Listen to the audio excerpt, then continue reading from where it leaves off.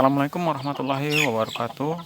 Bersama saya di channel Salaman Oke. Di sini saya akan menunjukkan bagaimana cara pembuatan pupuk cair yang bermanfaat sekali untuk tanaman-tanaman yang kita tanam, seperti cabai, timun, dan tanaman-tanaman lainnya yang kita budidayakan. Agar tanaman tersebut tumbuh subur, maka kita dapat menggunakan pupuk, baik pupuk kimia ataupun pupuk buatan atau pupuk cair yang seperti yang saya buat ini.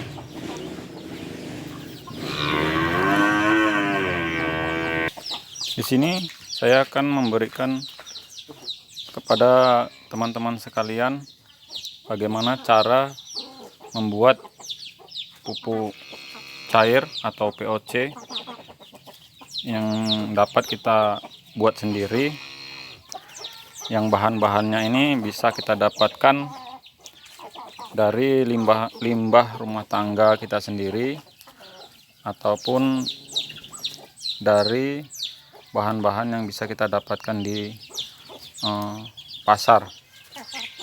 Bahan-bahannya antara lain, yang pertama ini adalah air cucian beras. Air cucian beras ini saya dapatkan sekitar seminggu baru dapat segini ya. Ini biar cucian beras tadi nggak basi, maka ini dicampur dengan M4 ya. Tiap kali kita kasih maka kita campur dengan M4, jadi biar nggak basi gitu. Yang pertama cucian beras ini, kemudian yang kedua ini air kelapa. Air kelapa ini mungkin sekitar 2 butir gitu ya. Kemudian ini adalah nanas yang udah kita blender, nanti kita ambil sari patinya ataupun kita masukkan seluruhnya. Kemudian lagi ini adalah pepaya. Pepaya ini bisa kita beli di pasar atau kita minta kepada, karena ini yang nggak mesti yang bagus, yang sudah busuk-busuk pun nggak apa-apa. Kemudian ini ada nasi sisa. Ini kita blender juga supaya agak halus, jadi nanti biar bisa lebih mudah memasukkannya ke dalam jerigen kita. Ini kita lembutkan dengan air. Kemudian ini adalah toge yang sudah di blender juga, biar nanti masukkan ke dalam jerigennya lebih mudah. Kemudian lagi ini adalah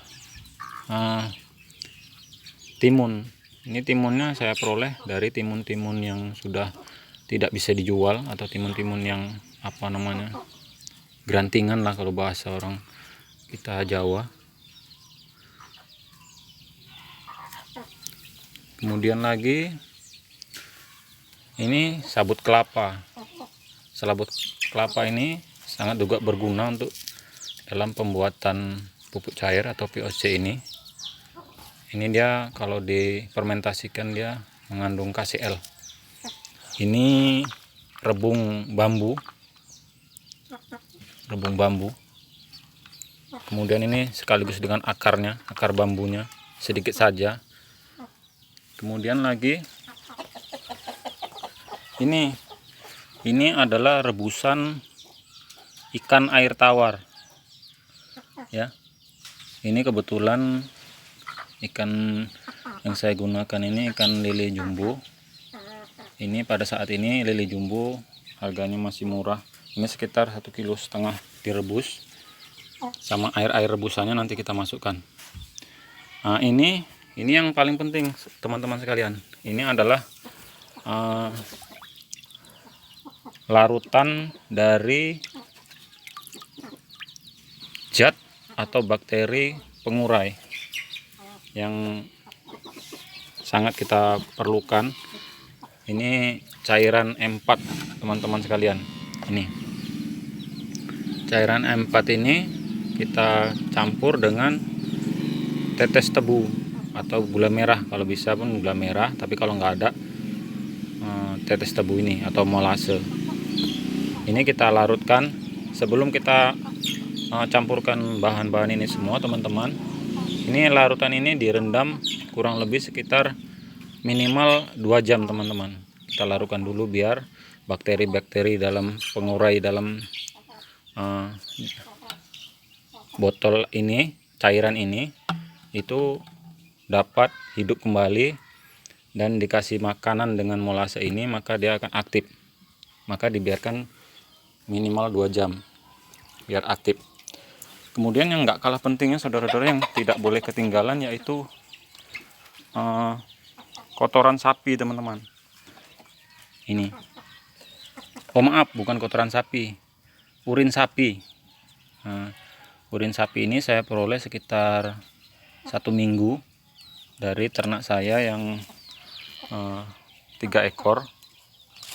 Sekitar 1 minggu ini dapat segini urinnya teman-teman. Jadi kesemuanya ini nanti teman-teman kita jadikan satu ke dalam jerigen ini. Ke dalam jerigen ini yang bobot isinya itu sekitar 35 liter. Nanti kita gunakan corong untuk mempermudah memasukkan bahan-bahan ini semua.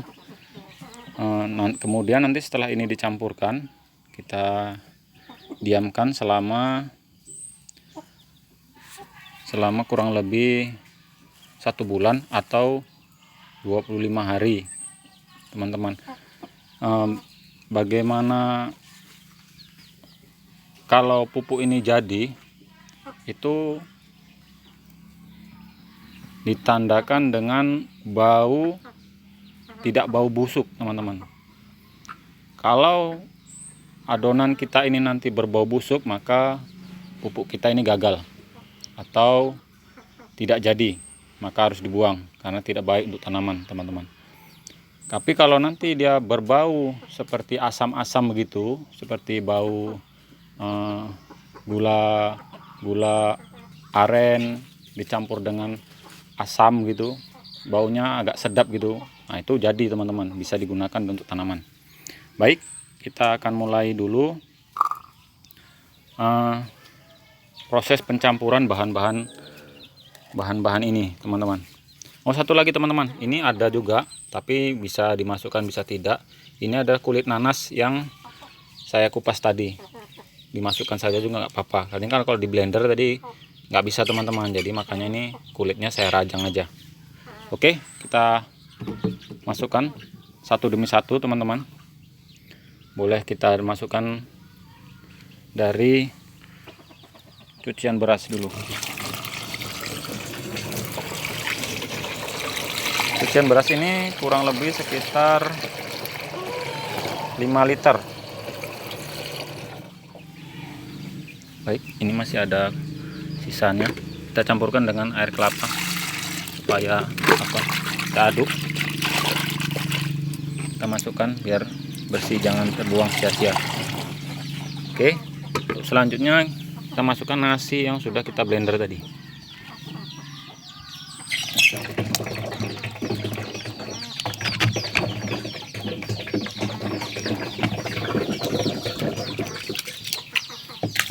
Kita masukkan satu demi satu bahan-bahannya supaya bisa tercampur. Kemudian ini jus nanas yang sudah kita campurkan. Ini bisa semua teman-teman, bisa juga tidak, tinggal tergantung teman-teman bagaimana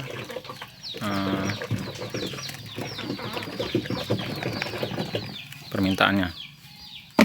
Kemudian pepaya ini saya dapat dari teman-teman, ini dari kebun saya sendiri, ini tidak beli teman-teman. Nah, ini dari kebun saya sendiri. Kebun saya sendiri ini teman-teman, pupuknya ini dari apa yang seperti saya buat ini teman-teman. Ini saya masukkan lagi timun yang tidak laku dijual tadi. Kemudian toge, jus toge. Kalau dicampurkan ini teman-teman, baunya seperti bau rujak. Kemudian teman-teman, ini rebusan ikan yang sudah saya rebus tadi siang. Kita masukkan juga.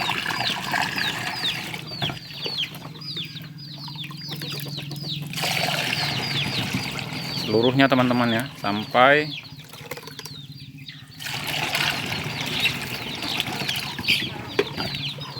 menjadi satu. Kalau teman-teman nanti susah mendapatkan lele ini, bisa dengan ikan-ikan kecil di sungai atau di parit-parit diambil, lalu direbus teman-teman ya, jangan lupa.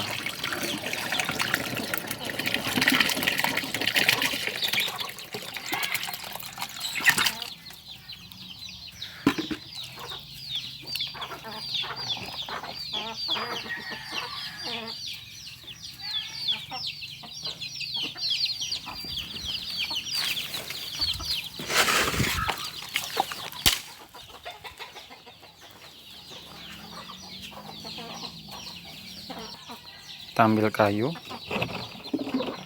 supaya rebusan ikan ini bisa masuk ke dalam.